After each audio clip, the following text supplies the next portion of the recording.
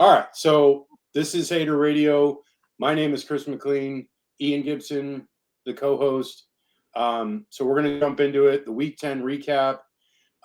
Just first shout out to the Dodgers after a huge victory, what seemed like an impossibility in that Game 7 because that was crazy. I mean, my wife was like about to stroke out just like watching that game. It was, she's a born and bred LA Dodger fan, and she was just living and breathing with these last couple of games, and last night was just unreal. I happened to be downtown while the game was going on, so I was like, soon as they won, I was like, yeah, I need to get out of here because I don't know what's going to happen. So we left.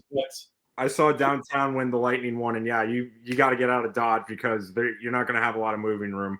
There was a post I saw. I almost sent it to you because obviously Dodgers. Yeah. It was a picture of the Blue Jays, and it went through the innings, and it had the logo slowly morph from the Blue Jays to the Toronto Maple Leafs. Yes. So that was – I give sympathy to the Jays because that is – man, I mean, speaking as a Rays fan, even for me, that was brutal. Like 2 outs away, that's rough. But it was one strike and 1 out away. That was how close they got. And it's like, I honestly, if the Rays ever get that close and they lose, I don't know what I'm going to do. That is just heartbreaking. I came pretty close when they lost to Boston in 2021 because that was brutal. They hit the grand slam, went up 5-1, and then they blew it, and then we lost every game after that. That was probably the worst, and that's just saying something as a Rays fan. That was probably the toughest loss I've gone through as a Rays fan. Yeah. I mean, the Lightning, when they were like, the President's Trophy and then lost to Columbus, that was brutal because it was like, it looked like the Lightning were going to just run to the cup and they just got swept immediately. No, go ahead. For me, same thing, because you know how I am with the Lightning in hockey. That was the worst loss in series. Usually after the Lightning are eliminated, I still will watch the playoffs. That was the only time I was like, I can't even watch hockey right now. I was so disgusted. That was the worst loss until 2 goals in a minute 12 to the Florida Panthers. And my wife can tell you this. I legit had to take a walk outside. What year was that? Which one? Last year. When we lost last year, and then we went down 3-1. And I was like, well, that's the series because we're not coming back from 3-1. My wife could tell you, I was sitting in bed. We gave up that goal, and they took the lead and won. I legit was like, "Hun, I need to take a walk. Like, I am so mad right now." I just, with like hockey the last couple of years, because like the Panthers have been so good, so it's been frustrating. But it's like the Lightning have been, if they can beat the Panthers, and they have a chance of going on. But it's like they keep having to play the Panthers in the first round. I mean, I think they've played them like 3 out of the last 4 years. The last 4, 2021, 2022, 2024, and 2025. So, 3 out of 4 years. Yeah, so it's just, like it's one of us can make it, and it's like, there's nothing you can do. It's like you just have to play each other. I just wish they would change the playoff format so that those two could play in Eastern Conference Finals, because that would be like more of a heavier, weightier like playoff game. But let's get into college football because that's what this show is all about. Sorry, we were off topic, but we talk about all sports if we can, just a little bit here. But Week 10, a lot of really good games. A lot of big games, a lot of coach firings. Auburn fires Hugh Freeze. It looks like Mike Norvell at Florida State is safe for another week after they get that blowout. And then Maryland fires their coach. And then you've got potentially South Carolina going to fire Shane Beamer. You've got, I saw reports even of Josh Heupel getting a situation. And I'm just like, I had tweeted out earlier, there is a chance if like all the coaches that are going to get hired in the SEC, and if you take some that go from other schools to another, so that would include if in totality, it'll be around 10 job openings in the SEC, 10 new coaches next year at schools. Yeah. That is more than that's like 2/3 of the teams. That is crazy to me that would even be a possibility, but it really seems likely with all of the firings that are going to go on and the hirings. And the one thing that I pointed out the most, it seems the problem with all of these openings is not everyone's going to get a good coach. Like there are not that many good candidates around right now. There are not like the hot offensive coordinator that like can go from, wherever. I think honestly, some of the ones that might be like sneakier good hires might be that guy Eric Morris from like North Texas. Yeah. Like he obviously runs a really good offensive scheme, and he could go to like Arkansas or Auburn and do quite well. I don't know if Auburn's going to want to go after another G5 coach, but I don't know if their program is like up to that prestige to really go get a big time coach. I mean, they got Brian Harsin and Hugh Freeze in the last 5 years, and they did nothing. And now it's like, who are they going to get? I don't know. I mean, some Auburn fans like to think that they're a prestige coaching position, but I don't think so. I'm not in agreement. What are your thoughts on some of this coaching hiring stuff? There was a really good article out on The Athletic, and I recommend anybody to go on The Athletic. They have some amazing articles out there. Matt Baker, actually from the Tampa Bay Times, I interviewed him at USF. Fantastic writer. Big shout out to him. But they had, I don't know if he was a part of it. They had an article, and it's true.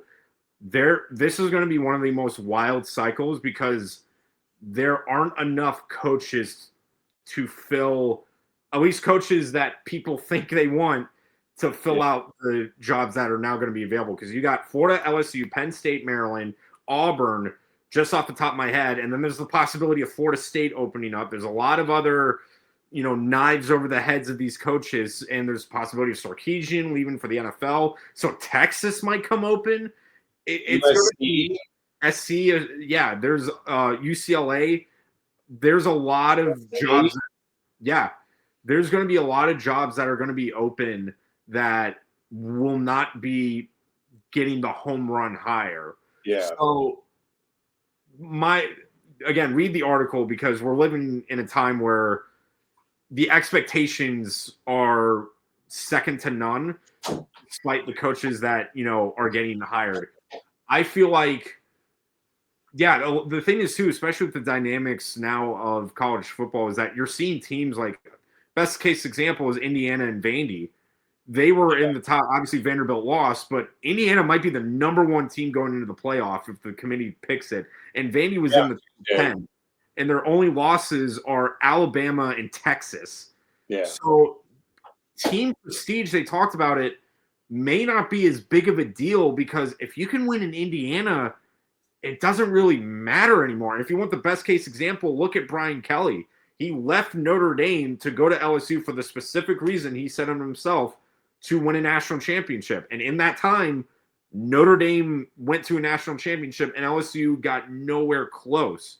So this is going to be a time where I think athletic facilities, how much the ADs are involved and how much the boosters and, fan base is involved, everything needs to be at the highest level in order to help with NIL and recruiting instead of banking on the idea of this is a prestigious school. They have a history of winning championships. I still think that plays a factor, but I don't think it nearly is as big as it used to be.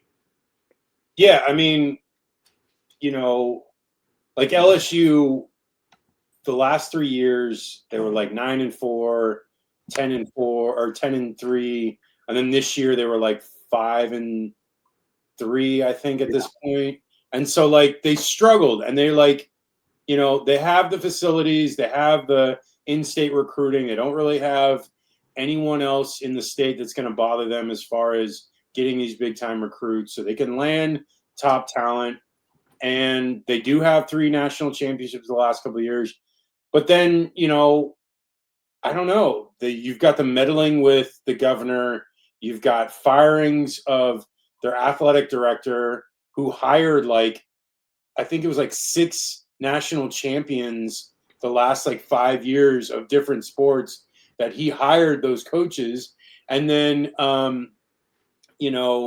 they don't have a president there. So LSU right now, I think before the governor started really meddling and the AD got fired, I think that job looked probably better. But I think with those aspects, I think the best coach is yeah, I'm not gonna go and deal with that, because that's just some ridiculousness that I don't want to deal with, because I already have, big time college football that I have to coach. I don't want to have to deal with a governor who's upset with certain things going on with our program.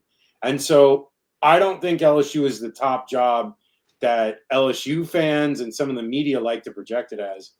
I think right now Florida is probably the top job, and simply because of the roster. Florida's roster is top tier. They were toe to toe with Georgia, and we'll talk about it in a little bit. But if they can get a good offensive mind at Florida, they're going to score 35 points a game at least, and their defense is good enough to hold teams to 25 and under. And so this team is poised. There is a lot of talent on that roster. They just need the right coach to come in and take it over, which I think is going to happen. I mean, it seems likely that they're going to get a good coach, and it's an attractive job. The facilities are upgraded. The NIL is, in simpatico with everything else with the program. And I feel like it's right there. It just honestly, as much as Billy Napier was bad in a lot of things, he was really good at building this team. And the program is just, it just needs that extra bit of seasoning, and they're going to really, take off. So with that being said, let's jump into the Week 10 games. First game we have is Tulane UTSA. Yeah, I know. I didn't even keep track of it because I was watching the baseball game, and I wish I would have been able to, because I would have sat down and watched the whole game, because USF's playing UTSA next week. And but I watched the recap, and man, Tulane just did not look good. Retzlaff, 2 interceptions. They were making some plays, but there was a field goal they missed from 5 feet out. There was all kinds of mistakes going on for Tulane, and UTSA just put it on them. They were just scoring at will. They were running, fake plays. They were running trick, wide receiver throws. Tulane did some of that too and got a nice touchdown off one as well. But, UTSA was just the better team. Henry for UTSA had a really good game. McCown, the quarterback, 370 yards, 4 TDs. Amador had 113 receiving and 2 TDs. And then I believe he had a TD passing. Yeah. And so that's a big day for him. It wasn't even close. This game was a blowout. UTSA gets that late touchdown to make it even worse. And it was just Tulane, it sucks because it's they had a lot going on for them. If they could just win out, they were more than likely going to the American Championship game, with only the one loss at the time was to Ole Miss. So they were perfect in American play. Now everything is open for USF. Literally it opens the door for them. And, Tulane the rest of the year has a pretty easy schedule outside of Memphis. So they have to play Memphis next week. And that's really going to be the game of the week, outside of the USF UTSA game. And those 2 games are right in a row. So we'll get that UTSA game on Thursday, and then Friday is the Tulane Memphis game. So it's going to be interesting. I don't know what's going to happen in that Memphis game, because Memphis obviously riding high after that win against USF. Can Tulane recover from that loss? I don't know. It's going to be hard. It's in Memphis. I'll wait and see, and we'll talk about that game on Wednesday. But Ian, your thoughts? Yeah, this game it was very surprising because Tulane was the one we weren't really too concerned about. We were settling into Tulane being like the 1 seed or the 2 seed. More than likely they were going to host, especially after the chaos with Memphis and then USF and North Texas. It was either like Navy, Tulane. Those are the ones we were kind of certain on. But Tulane just getting absolutely boat raced against UTSA was not on the bingo card. Yeah. I expected UTSA to play them close. And honestly, that first drive Tulane had, they looked good. They had a really long sustained drive, but then they gave up 31 unanswered, and the secondary just could not stop the air attack. It was very, very surprising because I expected Tulane to, play better against the pass than they did, and they just got carved up. And, yeah, UTSA runs away with it. And then obviously we'll get into Navy, North Texas, but the American Conference is just now totally wide open for everybody now because everybody's beaten everybody, and everybody has now one loss. So nobody's safe, and now anybody could legit jump into the conference title picture. Yeah, I mean, it's wide open. Let's move on to Penn State, Ohio State. It's a real shame because this game could have been a huge game. At the beginning of the year, we all thought, Penn State was like 2 or 3 in the beginning of the year, and Ohio State was number 1 or number 2. So, we're like, it'll be a close game once we get to it. It'll be, they'll both be probably undefeated, and it'll be basically a playoff eliminator or maybe like a Big Ten championship game eliminator. And no, Penn State has fired their coach.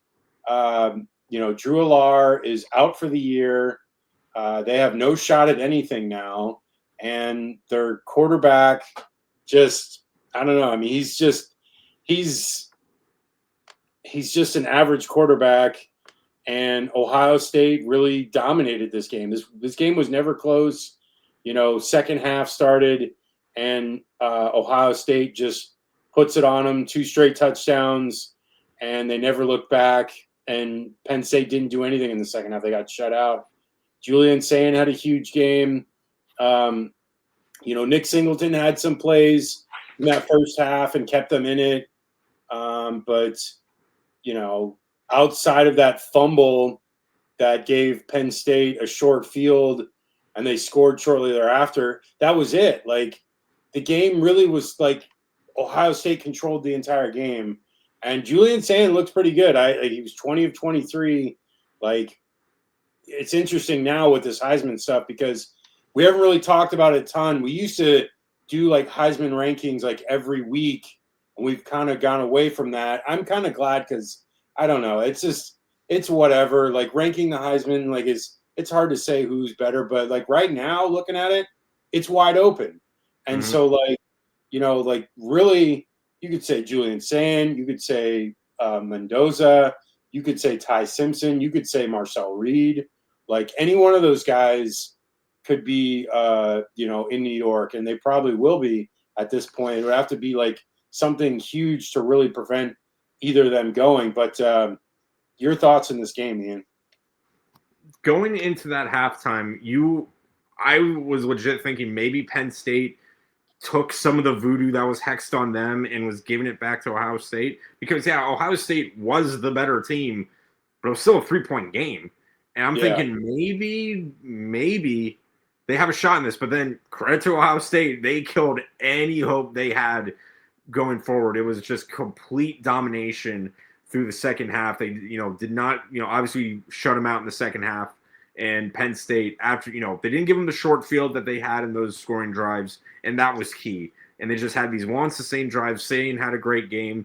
The wide receivers of Jackson and Smith had an amazing game too. So it was Cardell Tate obviously were, it was an all-around great offensive performance, and there was nothing that, they could do. I will say, obviously for Penn State, having the defensive coordinator from Ohio State, I don't know why you're playing man-on-man against the best wide receivers in the country, but that was a decision because they were just getting burned left and right, and it was just, child's play for Sayin. But great win for Ohio State. Didn't let any chance of an upset. And now for Penn State, I'm not kidding. There is a legit chance because they play Indiana next game, and then they got to play Michigan State. both of them are winless in Big Ten play. Those are both Michigan State and Penn State when they play each other. That might be their best chance to get a win in the Big Ten. So that game is going to be, an epic for all the wrong reasons. Yeah, I mean, Penn State, they're going to get blown out by Indiana next week. Then they have Michigan State, Nebraska, and Rutgers. They have a shot against Michigan State and Rutgers. They might go in a losing season. Yeah. They went from literally the semifinals last year to a losing season. It's wild what college football has become. It's like literally you can be on the doorstep or a cellar dweller in the matter of like 9-10 months. It really is ridiculous. Okay, moving on to Vanderbilt, Texas. This game looked a lot closer from the final score, 34-31. And like credit to Vanderbilt, they didn't stop playing, and Pavia put up huge numbers, but it was largely because they had to play catch up at the end. And like Texas had a shot, they the wide receiver dropped the ball, but like if he caught the ball on that like late touchdown throw or potential touchdown throw, the game would have been like 41-16. Yeah. And like Vandy probably lays over at that point. But he drops it, Vandy gets the ball back, and they just kept throwing the ball, and they kept in the game because at one point Texas was just like straight dominating. They were up what was it? They were up 34-10 at one point. And then Vanderbilt scored in the fourth quarter, and it was like hanging around. They were just hanging around. I mean, it resulted in an onside kick at the end where Vanderbilt almost got it. Like it was like that close, and Texas had to squeak it out. But like, it's one of those things where it's like when you're up a bunch of scores and you're just kind of playing prevent defense. I know that's like these defensive coordinators love doing that, but man, it's like if you got through this so much of the game, just continue to play your base defense, what got you there. Don't get out of it. There's this like desire just to play off of people. I mean, you saw it. Like there were guys wide open, and it's like, what are you doing, man? Just play some kind of defense here. Force them to go the length of the field. The one score was like, it was like a 70-yard touchdown, and it's just like, man, you can't allow scores like that. I don't know. It's just kind of ridiculous. But this Texas team is 7-2, and they have the one loss to Ohio State, so they're only a one-loss SEC team at this point. They come into the SEC right there in the mix, and we'll talk about it on Wednesday, their game against Georgia. But you've got at the top of the heap, you've got Texas A&M undefeated, Alabama one loss, Ole Miss one loss, Georgia one loss. Texas plays two of them. So if Texas can beat out Georgia and Texas A&M, I mean, anything is possible, and they can get to the playoff. Like if they get to the SEC championship game, I think they're guaranteed a spot in the playoff. That seems to be the MO for these CFP committee people. They're like, oh, if you make the playoff or make the championship game, then you should get into the playoff. I don't know. It's weird. They don't think the game of a loss in the championship game hurts them that much, which makes sense because it's a good opponent. But it's just like at the same time, it basically like locks them into picking these teams. I don't know. We'll see. Texas, a lot to play for the rest of the year. Like I said, they got Georgia. Arkansas should be an easy one, then Texas A&M. But your thoughts, Ian? Yeah, and Texas was just running away with this game, and Vandy just could not keep up, especially that first half. That defense was clamping down. But I agree, too. That, like, fourth quarter was just like, dude, what are you doing? Like, I'm not, like I always say, prevent defense prevents you from winning, and it was almost the case because Vanderbilt's not going to lay down and die. That's not been their MO for the past 3 years. Yeah. So they had, they were playing the secondaries deep, and Pavia would either run or, hit him on a deep out route. But the thing was too on why I think Vandy lost this game is that they've always had the run game to complement, either it be from Pavia, Alexander, or something like that.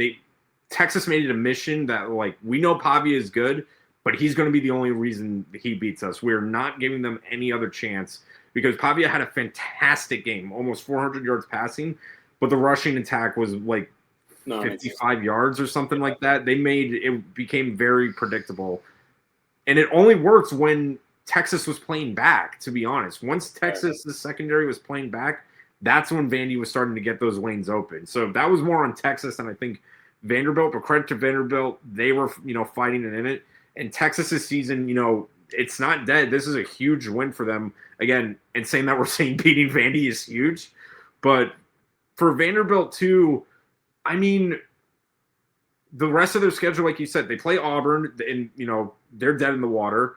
Then they play Kentucky, and then that Tennessee matchup, which Tennessee has looked vulnerable at times. Yeah, they're not. Obviously, we've got to see what happens. I mean, it's been a chaotic year, but I wouldn't count them out of the playoff just yet because when your two losses are Bama and Texas, if those are their only losses, there's a legit case that they could sneak into the playoff. Yeah.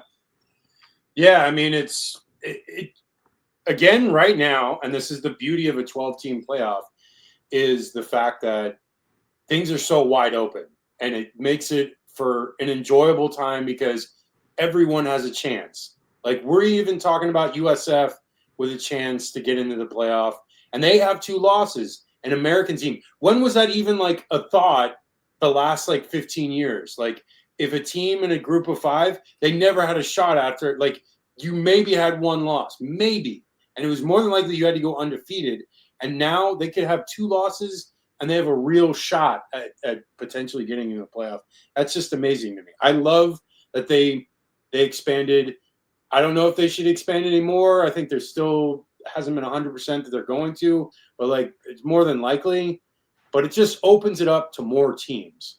The fact that we have more teams that have more possibility of getting into the tournament and having a chance of winning just like makes everyone else like, oh, I have to have a shot. Like it clues you in. You're like, you're more tuned into it. Like, years ago it would be like if you had a 7-3 team with like 2 weeks to go, you tuned out.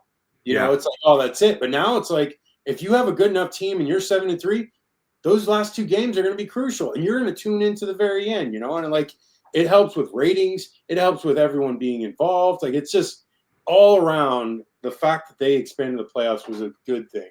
I don't know. People love to like reminisce about old times with the BCS and like other things and romanticize things and like, oh, it was so great back then. I'm sorry, it wasn't. There were literally only like 4 teams that had a shot. Now you open it up to like 20 teams every year. The top 25 is basically a viable spot to get into the playoff. That is, you cannot ask for any more. That is such a like tremendous thing. I love that is a reality. Okay, let's move on to, I'll let you do this one. Miami, SMU. All right, so I know I picked Miami, but don't act like nobody was surprised. Like, come on. Like, of course this happens. As soon as that calendar hits November, and there was a stat that they showed on ESPN after the game. Over the last 10 years, Miami, at some point going into November, was in the top 10, and they failed to make the playoff. And there was a very good chance now they're done.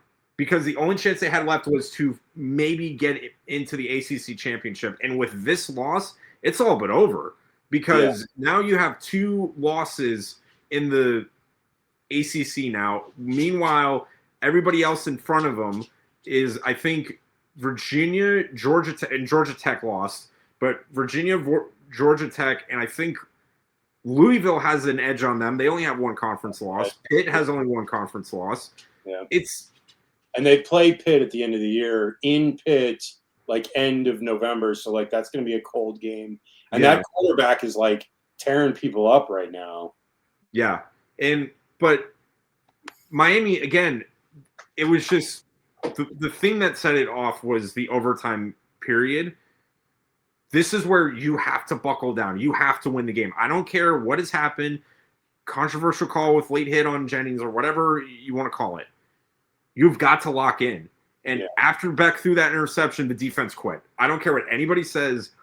They had no running game. SMU had no running game for 4 quarters, and then all of a sudden it was the Pony Express all over again in the 80s. Just ran right through Miami, scored the game-winning touchdown, and what do you know, a bunch of people in blue are rushing the field. But again, it's not surprising because Miami has been losing these games that they are the better team in for the past, 10 years. Yeah. And it again, it's not just like a coaching. I mean, it is on Cristobal, but I just don't know how you don't coach your team up to be like, look, guys, these teams are going to throw everything they have at you. Be ready. And they just didn't. It looked like they didn't care. And it was kind of similar how I thought about Florida at the end of 2 years ago. It was like they were just mailing it in, and especially in that overtime period, once Beck threw that interception, it looked like you could see the defeat in their eyes.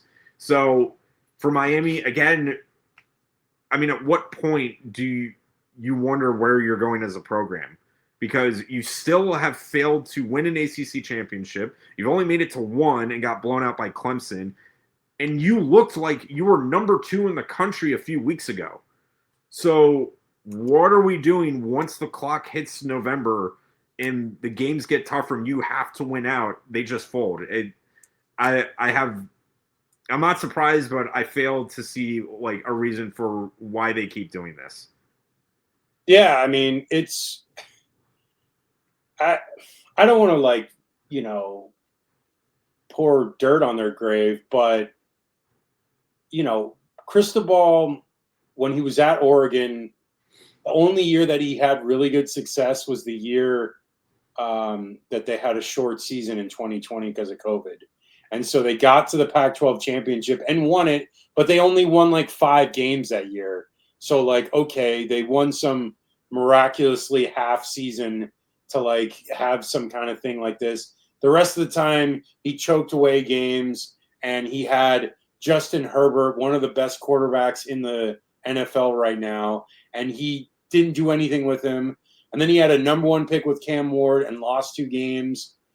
I don't know, man. It's like in this game specifically, I never thought their secondary was that great. I think they hadn't been really attacked by a seasoned quarterback yet. I mean, the USF Byron Brown was about the only other one that was an experienced quarterback. DJ Lagway at that point had only started 7 games. CJ Carr was his first start. The other one was Miller Moss, which an experienced quarterback, and they got smoked. I think anytime that they had gone up against a good offense, they were going to struggle, and they did that so far this year. And I don't know, they were putting their hat on their defense. Their defense is so good. I didn't think so. Outside of their D-line, which Bain and the other guys on the D-line are good. I will granted you, they're a good D-line. But the rest of the defense is not that good.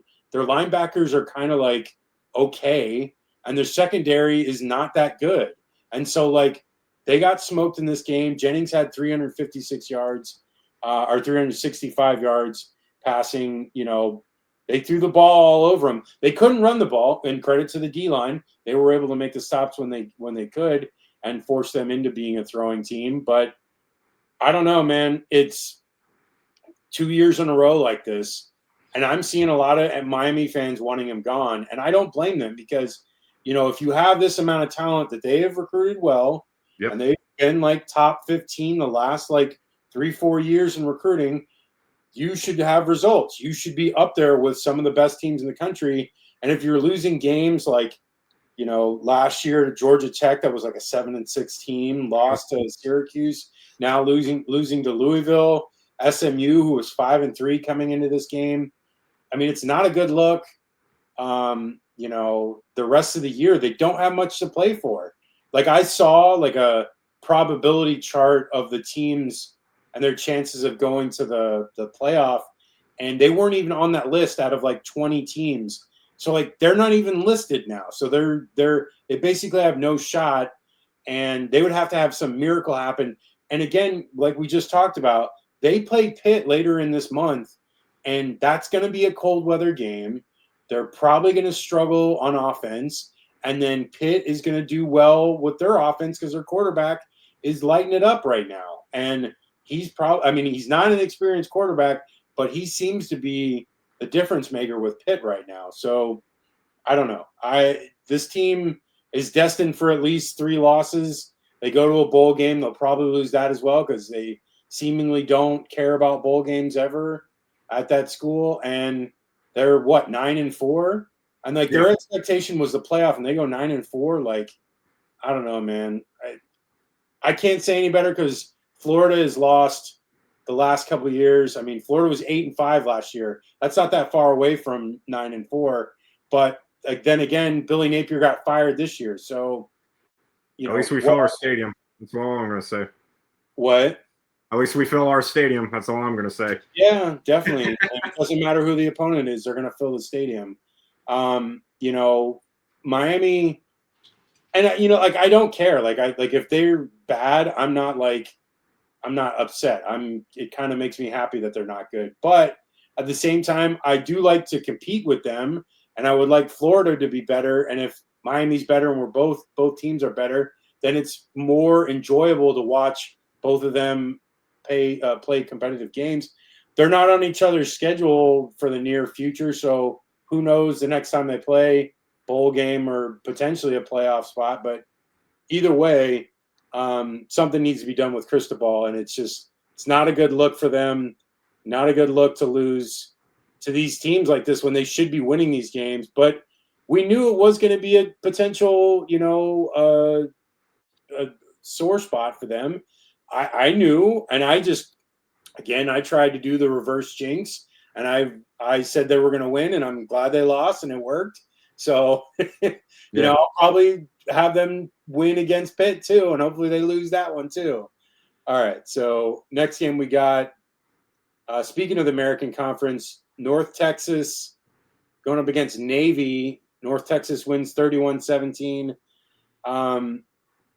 North Texas was up 24-17 late in this game, and they got a touchdown in the third quarter, and then they had the ball, I think, close at the end as well, and they could have got another touchdown because Caleb Hawkins went off. He had 197 yards, 4 TDs. He was just doing things on this defense like no other, and Mestamaker had a decent game, but he really wasn't the difference in this game. It was the run game for North Texas and Navy's inability to stop them. But I will say Navy was able to run the ball extremely well and had a lot of explosive plays in the run game. They just really couldn't get a lot of touchdowns. They were good on conversions, 7 of 11 on conversions. But, this North Texas team is good. I mean, outside of that USF loss, they've pretty much manhandled everyone they've played. Their schedule for the next couple of weeks, because they're already at nine games, so they only have 3 left. They have a really good shot of getting to the American Conference Championship. They've got UAB, Rice, Temple. Their head-to-head with USF is USF's got the head-to-head, so even though they would tie, USF would host the game if they both end up with 1 loss. So it looks more than likely at this point North Texas is going to fill that spot. So it's really up to USF and what happens with Memphis as well, because Memphis, they only have the 1 loss to UAB.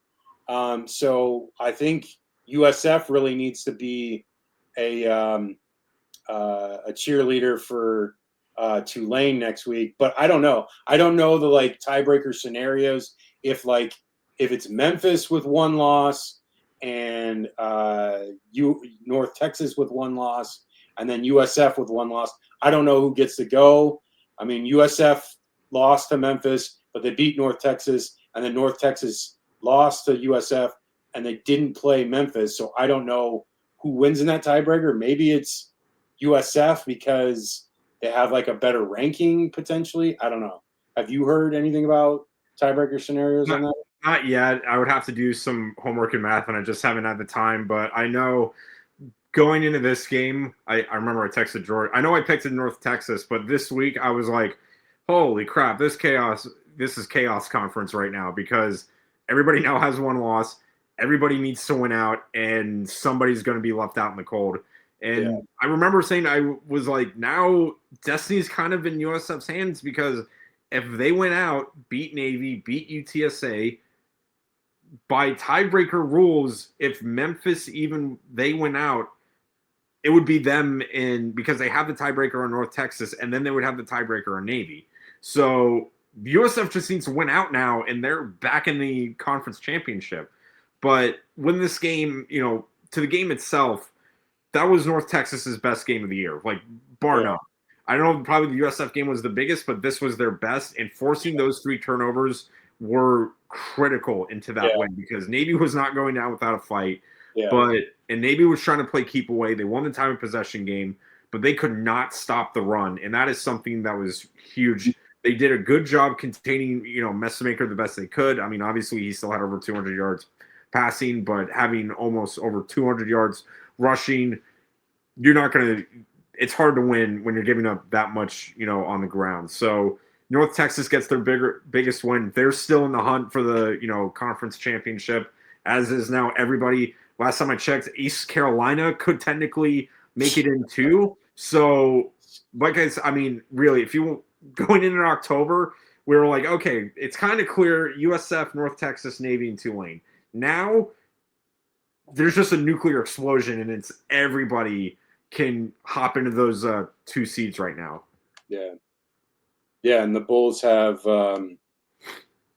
UTSA on Thursday, Navy the following week, UAB, tough game on the road, and then they have Rice at home to finish it off. So, I mean, the next 3 weeks are really tough. Like that UAB team beat Memphis, so like they're a quality team. They can beat anybody. So like it's going to be a tough road the next 3 weeks, and they've got everything in front of them, and I hope they can do it. I hope that that Memphis game was just a blip on the radar, and instead of getting to a decent lead in games, they can just put the pedal to the metal and win these games. And that's what was frustrating about last week was they were up 2 touchdowns and everything changed.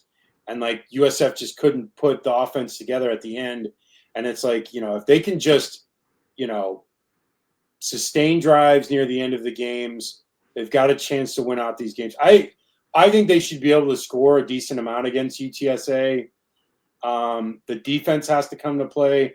I don't know if Schuler, I don't know if he's hurt. I didn't see anything about what his timeout is going to be. So we'll see if he's coming back or not. But again, it's UTSA, Navy, UAB. You got to win these games. The Navy game is going to be the hardest. It's in Annapolis. It's going to be a tough game. Let's move on to Indiana, Maryland. What a butt whooping. Yep. And at first, it was kind of Maryland was hanging with them, and then Indiana just put it to them. And Mendoza really didn't do much in this game. He had all right, but Kalen Black had a huge game. They had scoop and scores. They had all kinds of stuff going on. They had turnovers galore from Maryland, 5 total turnovers. They were +4 in the turnover margin for Indiana. 588 total yards, 367 rushing yards. Yeah. Good Lord. Hemby had a good game. Kobe Martin, who I haven't even heard of in their stable of running backs. I've not heard this guy's name, and he had 80 yards. Both Mendoza brothers had decent rushing games too, and it's just they were dominant. Maryland could not stop them on offense, and Maryland is I don't know. They're very similar to UCLA. They're like a same kind of level team. They're plucky. They've got some offensive ability. But again, this Indiana team is like a Terminator at this point. They are just like dead set on destroying every team that they play. And it's not even close. Like, they've only had like 2 close games all year. And outside of that, they've basically torched everyone else. Outside of Oregon was a 10-point game. Iowa was a 5-point game. They smoked Illinois. They smoked UCLA. They smoked Maryland. They smoked Indiana State. They smoked Kennesaw State. And really, Old Dominion was about the only one that was somewhat close. But that was the first game of the year, so who knows what was going on there. Outside of that, they've just looked dominant. They look better than anyone else in the country. They just are. Like, I would not be surprised if, one, they're going to be a bye, because even if they lose in the Big Ten championship game, I think they'll still get a first-round bye just because of their, like, performance in the regular season. And, like, the rest of the season for them is Penn State, who's wounded badly, Wisconsin, who's terrible, and Purdue, who's terrible. They should smoke these next 3 teams by like 50 points each of these games. So Indiana just now really has that game against Ohio State. But again, like I said, even if they lose, I feel like they're going to a first round bye. So, but I don't even know how it works. Is it still top 4 conference, or is it? No, it's top 4 teams, and then conference champions fill the rest out. Okay, so it's like top 4 teams get the first round bye, right? Yeah. Yeah, so like that's what I'm saying. Like, I feel like Indiana's going to get one regardless if they lose or not. But I feel like they should probably beat Ohio State. It's going to be a good game regardless. Yeah. Both those teams are pretty evenly matched. But your thoughts on this one, then we'll move on. I mean, there's not much to say that, you didn't say. I mean, Indiana, even without like an elite passing game, almost ran 400 yards rushing. So if they can't beat on the air, they're going to beat you on the ground. And the defense the defense does not get the flowers it should. Just an absolute dominating win. They got 2 picks off Washington. And, I think they only gave up like 40 yards rushing. And it was just no air to breathe for Maryland. And, Indiana, it made it that much easier because Maryland, it was like 3 and out. There were barely any first downs to give. And Indiana just had short field to play with the whole game. So great win for Indiana. They keep this, insane train going. And yeah, come Tuesday, I wouldn't be surprised if they, have a number 1 next to their logo. Yeah, 37 yards rushing for Maryland. Okay, Moving on. I'm going to let you start first. See my headline here. You see this? Yep. Okay. I'm going to make this. I want to hear what you have to say. I really do. I'm excited what you have to say. I've stayed on this path, and don't get me wrong, when it did happen twice, I was cursing the TV, I was upset, and I was saying rigged. But then once the emotions calm down, you can't score more than 24 points. Really? Again, you couldn't score more than 24 points. That was the takeaway for me. And with that, yes, okay, let's just get it out of the way. That was a catch. It was absolutely a catch. It, like, clear as day, no grass in between. Sturtevant caught it. Like, you could see it hit here. I got the football. It hit his arm. That's a catch. But if Lagway doesn't underthrow that, there's not even a discussion.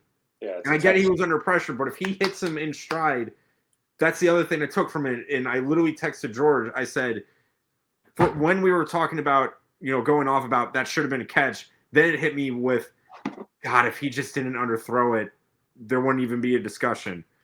But, yes, that headline isn't totally inaccurate, but I will say same thing I said about when, the Auburn-Georgia game.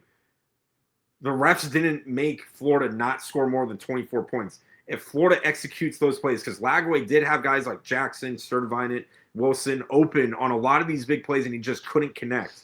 And then that, 3rd down and short, 4th and short play, they needed 2 yards, and there was nothing the refs got in the way of. Georgia just flat out punched Florida back in the mouth, and that turnover on downs was huge because that first down kills more clock, gets them in better field goal position, and instead of even if Georgia scores, which I knew after that turnover on downs Georgia was going to score, it's a whole different ball game after you kick the field goal and you have starting from the 25 instead of the 30 to the 35-yard line. In all, Florida had every chance to potentially win this game, and whether it be the refs, whether it be themselves, whether it be Georgia, they couldn't get it done. And I think that was the difference, is that, like I said, Georgia is this cockroach that we cannot kill because of Tennessee, Ole Miss, all these teams, unless it's got an elephant logo, you're not beating Georgia. They find a way to win, rest be damned. They find a way to win.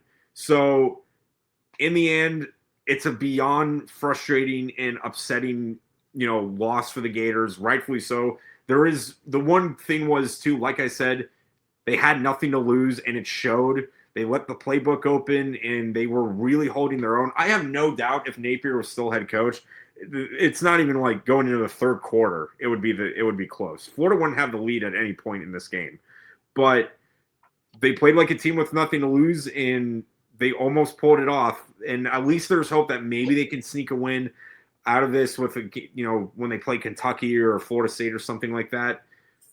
But again, I mean, what are you going to say? It's just a very disappointing loss. There's nothing more I could say after that. Yeah, I don't want to blame it on the refs, but like you said, it was clearly a catch. It was a catch. I'm not denying that. And it was clearly a catch. It was clearly a catch. The overwhelming consensus outside of Georgia fans on Twitter is that it was a catch. There are very few people saying it wasn't a catch that were neutral. Anyone that was neutral, essentially said it was a catch. So it was overwhelmingly a catch. It's pretty undeniable at this point. So there's that. But I would like to point out the fact that Georgia was gifted 3 points at the end of the half. Yeah.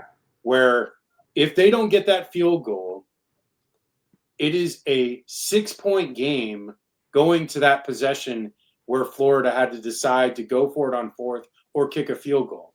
And if they're up 6 at that point with a chance to go up 2 scores, to go up 9 points, they kick that field goal instead of going for it on fourth. And Georgia's down 2 scores with, 7 minutes left? Yeah. I do not think Georgia wins that game if they are down 9 points with 7 minutes left. And you know what? You can call me whatever, but I'm sorry, but that was clearly a fumble. And it was called so on the field. There was not enough evidence to overturn that. It is ridiculous that was even a thought. I could see them, going to review it. That's fine. But the fact that they actually overturned it, that there was enough convincing evidence. There was not enough convincing evidence. They should have said call on the field stands. And that should have been what it was. And instead they get 3 free points that changed the whole trajectory of the game and changed the outcome in the fourth quarter. Now, the catch, whatever, the Florida still would have to score a touchdown there anyway. So it's not guaranteed. But it was guaranteed that literally a play after that fumble is taken away, that they result in a field goal. I mean, worst case scenario, they should have called that intentional grounding, if anything, because there was no one around, and that should have been a loss of down and a loss of 7 or 8 yards. No, they said incomplete, and that's something that needs to be changed with how things are reffed, with how they implement intentional grounding. Either way, that was clearly a fumble. It's a shame that was called the way it was. The rest of the game, I felt Florida played pretty loose. I felt like Trey Wilson had an amazing game. I think it was honestly one of his best games his entire career. He had that great touchdown. He was open. He was running good routes. Florida was scheming him up. Dallas Wilson gets hurt and he's out for the year now. And then, Sturdivant played well enough in that game. Jaden Ball had a great game. I felt like the defense played tremendously. They had stops at a lot of times. They kept them in the game. It was tough to see them give up that last touchdown to Georgia. And then again, Georgia was getting a lot of plays, a lot of things. They weren't getting called for holding on certain things. You could clearly see holdings being done. Georgia, Stockton was all right. I think that, interception was a tip ball, so it wasn't necessarily his fault, but good play on Devin Moore to get that. I felt like he didn't overwhelm Florida a ton. And I think, again, if Florida's up 9 points in this game, they likely win. And it's just a shame because now Georgia's won 8 of 9. Literally, since I have left Florida and moved here, Georgia's won every game except for one. And it's just frustrating to watch this team struggle to win these games and struggle to have to play the refs in these games when it's like, unless they're blowing them out like they did in 2020, Florida has to play the refs every one of these games. And it's like you had the play with Cager 6 years ago where it's like clearly on the ground, but they called that a completion somehow. Yeah. And you get all kinds of stuff with these with Georgia getting calls nowadays. Like it's been the last couple of years. And yeah, they're one of the better teams, so they're going to get the benefit of the doubt, whatever. But at the same time, it's frustrating because it's like, Florida felt like the better team in this game. Like there was stretches in the second half where Florida just dominated. Like it was like that first drive for Georgia, and that was it. Florida was like the next 3 drives were touchdown, field goal, and then turnover on downs inside the 20. So like they were moving the ball quite well second half and looked like the better team up until that point when the turnover on downs happened. And again, if that field goal had been taken away from Georgia like it should have been because it should have been a fumble, then Florida should have been up 6 points at that point with a field goal to make it 9, and that would be it. So I'm just going to stand on that. Not many people are talking about that. They should, but it is the reality. Okay, moving on to Texas Tech, Kansas State. This Texas Tech team, man, this is a team that nobody talks about. Literally, no one talks about this team. I don't get it. I don't get why nobody doesn't talk about them. They do a lot of good things on all phases of football. Like they are probably outside of Indiana and like Ohio State, probably the most complete teams. Like I think Texas Tech can play with anybody. They've been dealing with injuries to Baron Morton the last couple of weeks. So they had that loss against Arizona State. But, man, I tell you what, man, this is a team that looks poised to go on a run in the playoffs. And they have, some easy ones at the end. But next week, ooh, boy, we got number 8 BYU going up against number 9 Texas Tech. Yeah. Look out for this one. This is a screamer of a game. And of course, Fox and their stupid big noon garbage. It's at noon. Like, come on, man. This game's got to be at prime time. This game's got to be 7, 8 o'clock at night, just freezing cold in Salt Lake City or Provo. No, it's in Lubbock. Sorry. But anyways, this would be a perfect game for a night game. But either way, it's going to be fun. The environment's going to be crazy. But going back to Kansas State, Kansas State was with them for a little bit. Avery was making some plays, but then he kind of fell apart. He had some turnovers there and 2 interceptions. I think he had a fumble loss near the end of the fourth quarter too. So they had 5 total turnovers. So it was a negative a +3 for Texas Tech turnover margin. Again, this is a steamroller of a team. They run the ball really well. They put up huge explosive plays in the passing game, and they just dominate teams. They were 9 of 17 on conversions. They held Kansas State to 7 of 15 on conversions. I just think, man, this is an underrated team that nobody talks about, which I don't get. I don't see any videos on national media talking about them. They're the most silent front run, a potential playoff team I've ever seen. Last couple of years, if anyone team is in the playoff hunt, they talk about it. But this team, no one is talking about them. I don't get it. I don't know if it's just they haven't played a lot of marquee teams, but I know next week is going to be one of those, so we'll see. But your thoughts, Ian? This was a huge bounce back game for Tech because obviously after the upset to Arizona State, then they beat out they shut out Oklahoma State. But this was a real test because you're at Manhattan and now you got to play K-State, which was kind of on the rise. Yeah, and then they just shut obviously it was close, but then they pulled away. The rushing attack was fantastic. Morton had a good game. I think it was 250 yards, but almost 200 yards itself in rushing. Caleb Douglas had, I think, 2 touchdowns. Former Gator, transferred to Tech 2 years ago. Yeah. But yeah, and the defense had a fantastic game. Anytime Tech scored, they made sure Kansas State could not respond.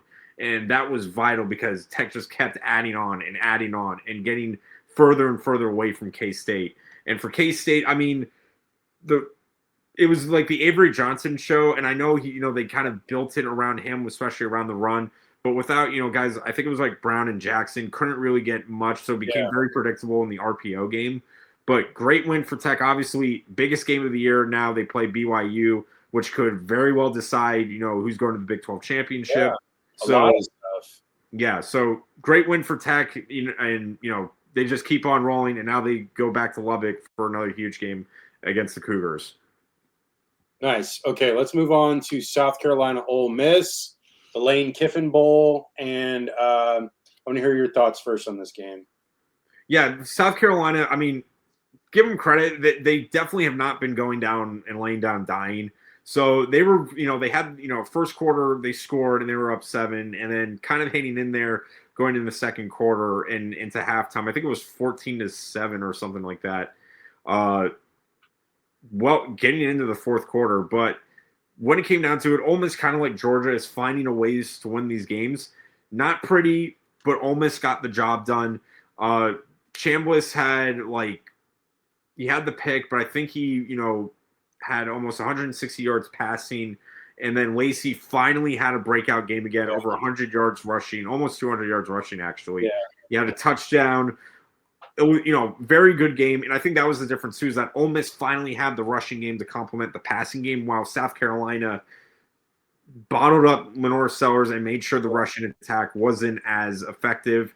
And they made it a one-dimensional offense for South Carolina. So Ole Miss pulled away. Again, they're keeping it closer because they are better than South Carolina, but they could not put them away until late. But they had the rushing attack, which is huge for the Rebels, and that was able to win the game for them. Yeah, I mean, what I noticed a lot in the highlight package of it was a lot of field goals by Ole Miss. That really kept South Carolina in the game. They weren't able to finish off drives with touchdowns. So that's something that Lane Kiffin is going to have to work on, getting more TDs out of those red zone opportunities. But, Ole Miss, again, they just looked very good on offense between the 20s. They're moving the ball quite well. And, someone's asking this guy, Mark Henry, any thoughts on Ole Miss defensive line improving, especially since Arkansas? I mean, it didn't look as good against Georgia, but yes, this game was better. I also feel like Sellers in that South Carolina offense was very limited. Throughout this year, it's been, I don't know, they just haven't looked the same as they were last year. They have Harper, a speedster for South Carolina, but besides that, not a ton of output from guys. Faison for South Carolina, limited. But yeah, I would say Ole Miss looked better in this game. I think their test coming up for the rest of the year for Ole Miss is probably, let's see, they've got Florida. That'll be a tough game. And then they've got Mississippi State. I guess Florida is really the only one that they have to worry about. I mean, honestly, at this point, you should probably just pencil in Ole Miss to be a playoff team because, they have the loss to Georgia. Yeah.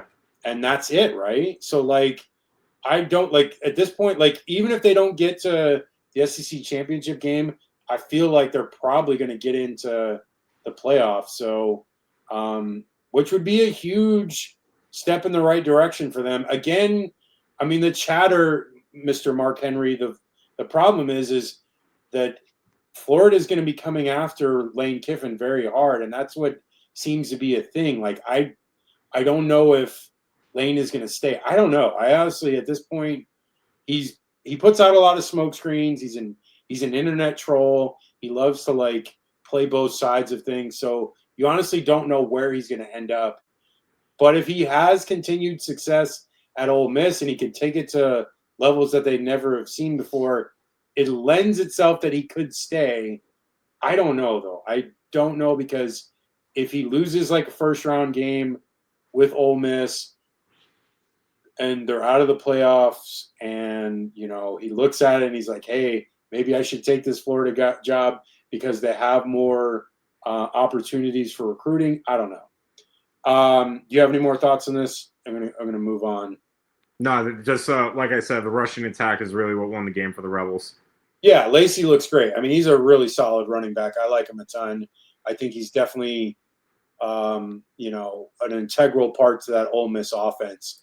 Okay, so next game we've got George. Oh, let's see. Well, we've got another response. He says, I think it would be hard to see him leaving a top 10 team that's basically giving him any resource he wants, especially after him in Tennessee.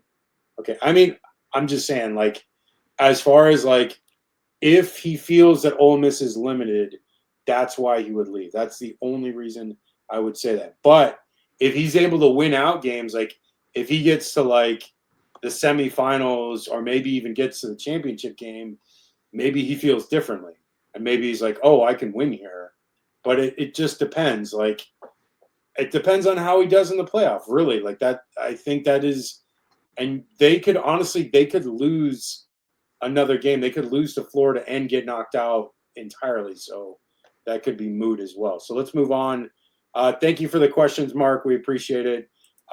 Next one we've got is Georgia Tech, NC State.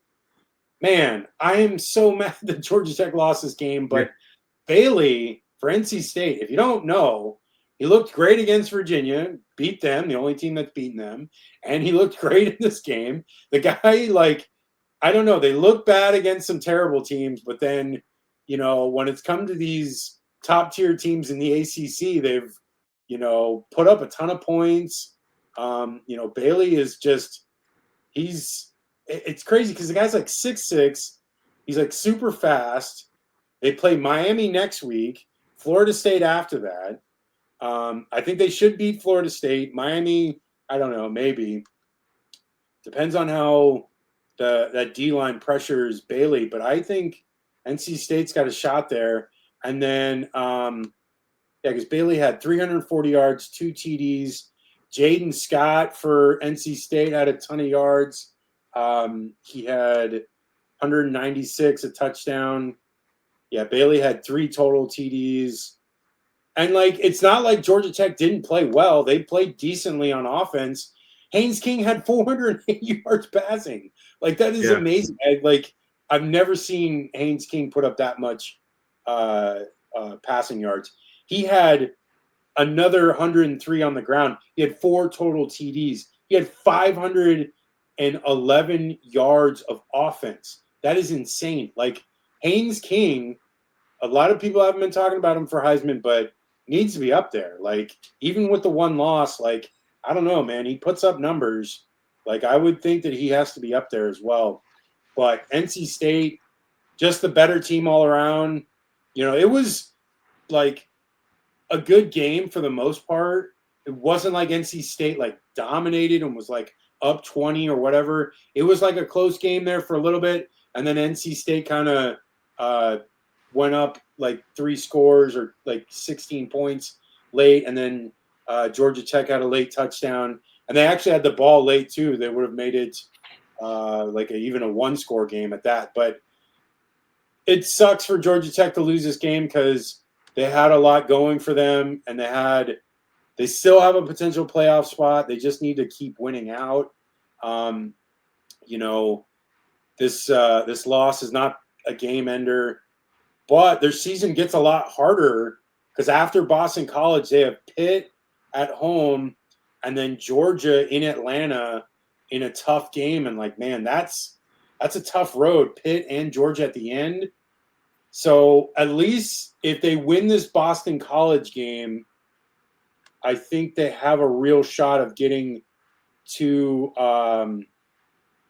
the ACC championship game. But the problem is Pitt only has one loss in ACC play. So a loss to them would be basically send Pitt on. Well, Pitt has Miami as well, so we'll see. But Pitt has a tough schedule. I just noticed this. Pitt plays Notre Dame, Georgia Tech, Miami in 3 weeks in a row. That is some showcase games. We're going to really they'll be in our list. We haven't had them in the rundown in a while, but they're definitely going to be in the rundown the next couple of weeks. So we'll get a real good gauge of how good Pitt is.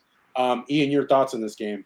Yeah, this was definitely more surprising than the fact that Georgia Tech just couldn't get the job done because Kane, man, he put the team on his back. I think it was 500 all-purpose yards, which is insane. 400 passing and then 100 rushing, 4 total touchdowns. But again, when you have something like that and the defense could not stop both Bailey's passing in, it was the rushing attack of Will Wilson. I think Jaden Scott had almost 200 yards rushing as well. That duo is what really killed it for Tech because they didn't know whether it was play action, pass, or they were just running onto the outside. That's what really killed the Yellow Jackets here is that NC State was able to take advantage of keeping them on their heels. And Georgia Tech, as good as Kane was, it's a lot easier to stop it when they're only using one guy instead of two, which is what NC State was doing. So NC State, they, jumped on Tech. Tech, obviously, they were swinging the whole game, and they at least came for the fight. But in the end, NC State pulled away late. They had the bigger plays when it mattered, and the Wolfpack get a huge upset. Okay, moving on. Last couple we got here. We'll make them fast. Oklahoma, Tennessee. Oklahoma hangs on 33-27. Kind of a back-and-forth game the entire way. Mateer looked okay, but had another interception. Aguilar struggled, a couple of really bad interceptions, but he still put up 393 yards and 3 TDs. So he didn't have a terrible game. It was just those 2 passes were bad. Mateer had a terrible interception near the end of the game where they were up I think they were up 6 and they were driving to put them up 2 scores, and he it was first down and he just throws it and kind of sidearms it and it just pops up and got intercepted and really kind of changed the complexity of the game there. Kept Tennessee in it. There was a scoop and score for Oklahoma at one point. There was a lot of good returns by Oklahoma in here to really get short fields after turnovers. And that was the difference of the game. The turnovers were really the telling part of this game because Oklahoma was not amazing in this game offensively, but they did run the ball well. And both Robinson and Mateer had solid ground games, and Robinson had 115 in a TD. Your thoughts, Ian? Yeah, and one thing I'm going to say as a uniform guy, this is why Tennessee, you don't wear black anymore. It doesn't look good. It's not your colors, and it's just bad luck. That being said, Oklahoma, for Venable, this is his biggest win so far as coach of Oklahoma. Until he beats, Texas again, this is the biggest win because he went into Tennessee, and obviously Tennessee has looked really good against teams like Georgia, Bama, and all that, where they're only 2 losses. But they get a huge win, and they keep, their hopes alive to, salvage the year. But the thing is, too, is that you want to talk about Aguilar not having a bad game. The rushing for Tennessee was non-existent. Yeah. So again, it makes it predictable. And Aguilar did the best he could, almost 400 yards passing, but those 2 interceptions were because it was cover 2, cover 3 defense, and Venable, defensive coach, knew there was like, look, they're not running the ball. They know we know they're not going to beat us on the ground. Just have the secondary play these, matchups, and we'll, take advantage of it. And still, Aguilar did the best he could, but Oklahoma, without that pick that, Mateer has, it's a completely different ball game. They control the, ground game, they control the time of possession, and they just pulled away in the end. Yeah, and Oklahoma's schedule, if you don't know, folks, Alabama and Tuscaloosa next week, Missouri in an old school Big 12 and Southwest, right? Is that where they're in together, right? Or no, they were in the Big 8. Big 8 together. So a rematch of that, and then LSU, which who knows? We haven't even seen LSU since the firing, so you don't know what kind of team is going to show up for that. So a real target on their back the next couple of weeks. If they're going to really do something, if they got a shot at playoffs, whatever, they got to win out. It's going to be tough. That Alabama game in 2 weeks, I'm excited for that one. That should be a huge game. That should be a lot of fun. Okay, moving on. Last two we got. We'll spend more time on this one than the last one because the last one's a blowout. But USC, man, dude, they got so lucky in this one because Raiola gets hurt and he broke his leg. And so the guy that came in for them for Nebraska was, let me see what his name is so I get it right. He's from this area. He's from LA. TJ Latif. And he just couldn't do anything. Like, he had 5 completions for 7 yards. That's like 1.5 yard per completion. It was terrible. He's just not as good as Raiola. And Emmett Johnson had a great game for them. But once Raiola went out, it was like the air went out of the whole stadium. And they didn't have enough. USC was making enough plays. Maeva had his worst game by far, 9 of 23, 135 yards, a bad interception. But King Miller, the walk-on extraordinaire, comes in and does his thing again, 129 yards on the ground and a TD. And I will say Maeva did good on the ground. He had 62 yards for a TD. But outside of that, there wasn't a ton in the passing game. Nobody was getting open. Nebraska played really good defense. But the thing is, they won. And they're 6-2. USC now has Northwestern next week on Friday, which they should easily win that game. Iowa at home should be a tough one, but I think USC will be favored in that game. And then it's really the last 2 weeks, Oregon in Eugene, and then UCLA at the Coliseum. So it's a tough road. Like, USC has to win out if they want any shot at the playoff. And I think their defense is good enough to make them a playoff team. They cannot be that limited on offense again. They've got to be more dynamic.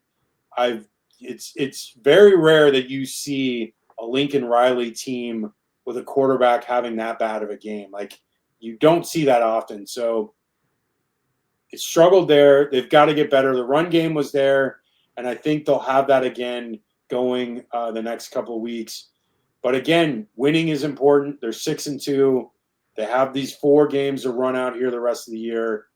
The toughest game is going to be that Oregon game, which we don't know what this Oregon team is going to be like the next couple of weeks because they've been off and we really haven't heard much from them. So are they going to be, ready to play? I think Oregon plays where is it? They play Rutgers. No, they played them last week.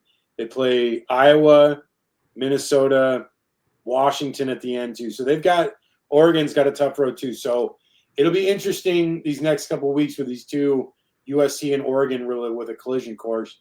But again, USC gets the win. What are your thoughts, Ian, on this one? I mean, definition of better to be lucky than good, especially when Raiola went down. Then it became very tough. Both teams had to rely on the run game, and USC just flat out had the better run game at that point, especially with King Miller. I think they had over 200 yards rushing, and Miller had that touchdown. I think Mayava ran one in too. But Mayava did not have a good game in general throwing the ball, and it became they are lucky that the run game was as good as it was, because if it was not, Nebraska would have won this game. And that's the thing. I'm like, God bless Nebraska, because every time they're like about to have a breakout win, something happens, and it's Raiola going down, and then not only Raiola goes down, but then the running game just cannot go toe for toe with USC. I agree with you. USC, if they keep playing like this, they got away with it against Nebraska, but it's not going to work when you play Oregon at the end of the year. And I mean, dude, we've seen if you have a bad game against UCLA now, how they can bite you too. So it's definitely something they're going to have to adjust on quickly. Okay, last one. We'll do this one really quick because there's a blowout. Cincinnati, Utah. I didn't think this Cincinnati team was all that great, but this Utah running offense, they will run the ball on everyone.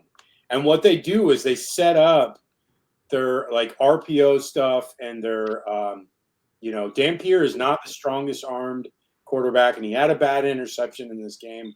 But the way they set up their offense is they're going to run the ball down your throat, and then they set up the pass to get an explosive off you. And it usually works because you're getting lulled to sleep with the run game and you're trying to stop that. And then all of a sudden out of nowhere, Dampier does a fake handoff, pulls back, and then is ready to throw. And then the guy's wide open down the field. So he had a lot of huge, big plays like that. They had a huge punt return for a touchdown. This game, it's just, Utah is clearly one of the better teams in the Big 12. It's no doubt in my mind. They barely lost to BYU, and, they just couldn't really get the ground game going against Texas Tech. But again, Texas Tech is a really good defense, so I think plays into that. Outside of those two teams, Utah is the clear second tier of Big 12 teams right now. And so they have to finish out the year. They have Baylor, Kansas State in a tough one, and Kansas. I mean, Utah is going to be right there, but the problem is they lost to both BYU and Texas Tech already. So their head-to-head with both of them is bad. With two losses, they would need them to lose at least Texas Tech to lose 2 more and BYU to lose 3 more, which is not going to happen. So, I feel like, Utah is going to be right there. It's them in Houston, and they're clearly better than Cincinnati. Yeah. They dominated them here. And so, I think Utah's in that second tier, and then you've got right now top tier, and we've got that game coming, BYU, Texas Tech. Should be fun. But you have any thoughts before we go?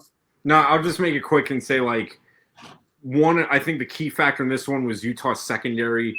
Because Sorsby, he did have over 200 yards passing, but it was 11 for 33 with a lot of incompletions. Yeah. And the yardage-wise, they were pretty even. Both had over 400 yards, but if those passes hit more than, the 11 completions, I get Utah, ran away with it. But if those hit, it's more of a shootout than it is a blowout. But it also was, too, is that Utah just dominated time of possession. It was over 40 minutes of time of possession. Yeah. That's why Cincinnati didn't score, because they didn't have the ball. They barely had it for those, obviously the secondary stepped up because there was obvious passing downs. But great win for Utah. And, they definitely lived up to the hype and, stay in the race for the Big 12. Okay, that is the show. You can reach us at haterradio.com for all of our articles. I got my Billy Napier end of the era article up there. Actually, it did quite well. I had close to 1,700 people looked at it. So if you get a chance, check it out. I'm not going to advertise anymore on Facebook because I had your photo up there, and your photo was when you were on ESPN. And so Facebook, through All right. I found out that it was an ESPN photo. So they were you can't use that in advertising. So I'm not able to use that. And the problem is the metadata for that article is encrypted with that photo. So when you advertise, it comes up. Even if you post and change a new photo, it still comes up with the old photo. Gaia. So it's kind of too much work to even bother advertising again. I just take the win on how many we got. Like I said, we got 1,700 people that read the article, so that's pretty good. But check us there for all the socials. It's Hater Radio. Type it in; it'll come right up. Ian, what are your socials before we go? Yeah, at Twitter, it's at G5Gibson, and at YouTube and Instagram, it's at G_Gator_G. All right, that's the show, y'all. Catch us on Wednesday, 8 p.m. Eastern, 5 p.m. Pacific. Same time next Sunday as well. Have a good weekend. And now it's, daylight savings time, so short hours. So, oh well, we'll get through this. We'll get to the spring. All right, take care, y'all.